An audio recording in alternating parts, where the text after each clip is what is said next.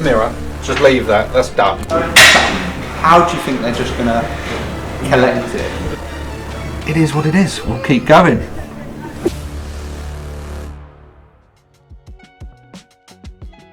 It's not a booth with a member of staff. It doesn't say, you know, in the email that the staff member would then do. It's just a dry, literally just a silent disco dry high 250. Yeah. So obviously with the event that wasn't added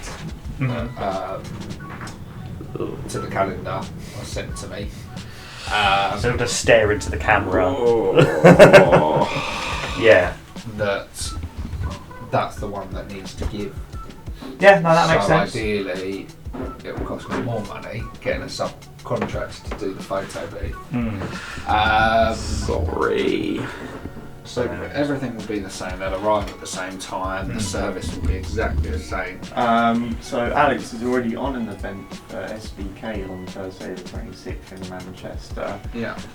Mike has got a DJ booking to go ahead on Thursday 26th, Burton-on-Trent. Yep. Which is about 2 hours back down from Manchester on the Thursday. Really hoping Nikki would be available for that. It's an evening event, right? It's 6:30 till 9:30. They've said. So 5 o'clock set up. And what time is your deprep on your one, Alex? The one I saw it the other day. I saw it the other day. It was 2 p.m. So yours is 6:30 till 9:30. Yeah.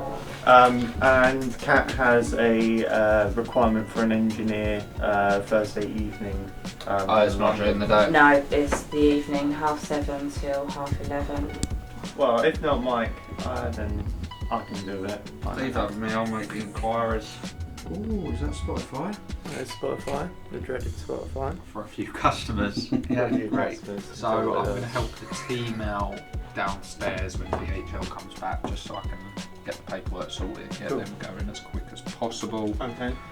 I think that'll be really helpful for them. I have found a couple of photo booth companies, so we need to deal with that today. Call that customer so then I can move stuff about for the events on Saturday.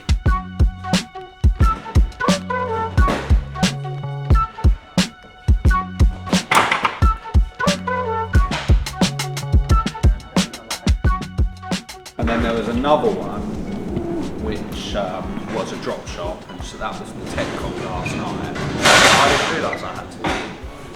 So, well, how else are they going to collect it? I don't know, I just thought they collect it. It was like, how do you think they're just going to collect it when you're not home? Again, February, conversion went up, average customer value went down. I'm not that worried, but generally it's fairly stable. It's gone up there, the conversion rate dropped here, and we had another 300 odd inquiries. And then like an overall for the quarter, and again, I like to see that average customer value as a quarterly be going up, or at least be the same. Like June last year, we had 1,200 inquiries, but we've made 2,534 outbound calls.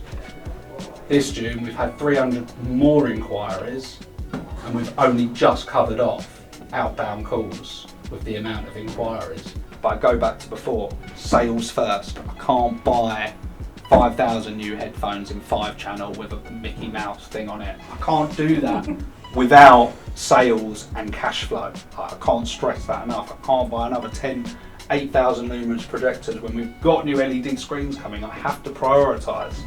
And we have to be frugal with costs as well. So like if I walk past this room and the lights are on in here, I get really annoyed because it's a waste of money. That's why all the plugs are on smart plugs. You're going to ask me what I'm doing, aren't you? Yeah, we've just got some new bottle bins, but they don't come with feet on them, which really annoys me, and they won't put them on. So I'm just helping the guys out. They're a bit short-staffed. I wanted to have a lovely tidy up. We've got loads of new stock coming in. It's on the sea at the moment. I think it lands first week of October, so making room for it, which we seem to be doing constantly. So all the event stuff we've just cleared up. We've got our new 5-channel stock over here as well. So we've just moved all the racks around. So we've got loads of room for all these big bottle bins, which hold about 650 headphones. So really expensive. They're about 300 quid each, which I think is expensive when you've got quite a few of them. It's like 3-4 grand just on storage. But they're going to be for our new 5-channel conference ones specifically. And then I'm just getting the other ones with some wheels on, make it easier. So I'm doing a few hours down here just to give them a hand, and I know that I can leave for the weekend. It's all looking fresh and all tidy, ready for all the new stuff to come in, because next week is going to be a bit hectic down here. So there's quite a few, I just think, just due to the nature of like we are at the limit. I'll ring through them. I don't understand why that keeps I mean, it's failing. literally photos of her front door as well, so I don't understand it. She's clearly not home. Mirror, just leave that, that's done. Less hassle. It's done. Oh, we do love it. So we've had quite a few last minute events for this weekend. I don't know if it's people being let down, I've got no idea. So we've managed to fit everyone in, move stuff around, and then within 5 minutes a customer calls who was already booked in all fine for Saturday. They've only sold 20 tickets for their outdoor cinema, so they want to postpone. So we've just done all that work, moving stuff around, fitting people in, and they want to postpone. Pain in the arse, because that caused me a lot of stress. And it was all for nothing, really. So we keep going. It is what it is. We'll keep going. Just say, oh no, a customer has failed a collection. Alex, I'm not going to do that. But I've got 3,000 available in next gen. So I'm going to move loads around, but I'll do that towards the end of the week. I just want to get through this week. And as I said, it's low anyway. How was it last night? Yeah, it was good. Your test call. Mark Phillips, yeah? Mark Phillips. He didn't clock. So, did you get a call from the virtual receptionist? Yeah. You did. Yeah, she was like, hi, it's Kelly, or whatever her name is, from the call centre. I've got a customer here who's received their order, but they said that one of the transmitters isn't working properly. And I was like, oh, okay. And she was like, here's the name. Do you want me to pass them over? And I said, yeah. And she passed it over. Sounded professional. Yeah. Nice. Yeah, it was great. They were professional. Yeah, and then Mark Phillips over here said the call. By helping them out. And another delivery just came back. 25 on the board. I mean, it's good, but there's a lot of stuff.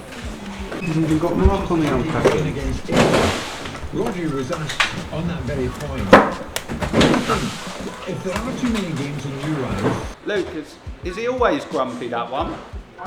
Is he always so grumpy, that one? Hi guys, AP here again, just about to leave for an event. I feel like I should change my surroundings a bit, it's getting a bit boring in here. Just on our way to an event, Toby is just about to do a podcast. I'm on my way to do a cinema. I'm not going to lie, the weather's looking pretty bleak. We have given them fair warning that the weather is pretty dire. But they still want to go ahead. It's a very intimate one. It's a 30-foot cinema screen. I think there's only about 10 people. It's like a local residency. So it's going to be a very, very quick and easy one. So keep your fingers crossed for the weather. Hopefully it'll be all right.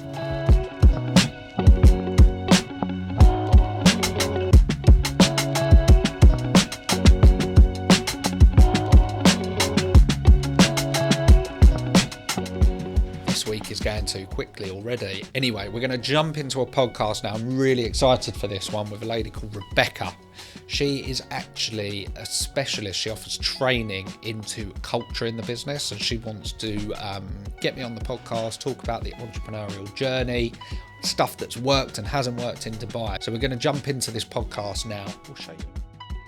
Today I've got Toby Burns with me. You're the CEO and founder of the Silent Disco Company. And then subsequently other brands have been established since. So we've got the cinema hire company, the screen hire company, the karaoke hire company, and they all do what they say on the tin, and that's really important for us. You need a business model where people will transact with you multiple times. So we did really, really well off the back of the Euros, and we've used that to invest quite heavily into new screens, one person, you have a toxic superstar in the business.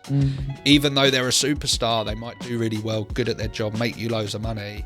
If they're toxic, that creates a toxic team around you, and people, it brings everyone down. So I think every business will go through this multiple times. People don't like China, or they're a dictatorship, that sort of thing. They do get some fundamentals right, and that is the government supports all the businesses, and that's why they have, you know, the biggest economy in the world. That if they export anything, they get 1% cash back from the government.